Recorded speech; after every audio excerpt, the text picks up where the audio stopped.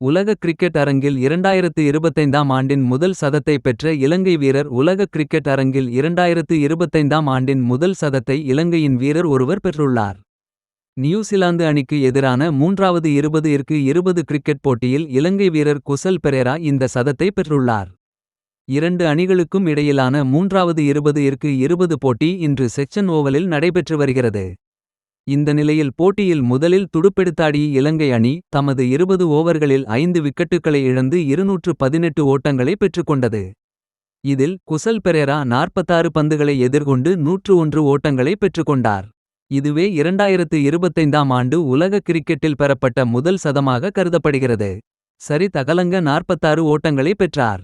இந்த நிலையில் நியூசிலாந்து அணி 219 ஓட்டங்களை நோக்கி துடுப்பெடுத்தாடி வருகிறது. இரண்டு அணிகளுக்கும் இடையிலான 3 போட்டிகளை கொண்ட 20-20 தொடரில் ஏற்கனவே நியூசிலாந்து அணி 2 போட்டிகளில் வெற்றி பெற்று தொடரை கைப்பற்றியுள்ளது.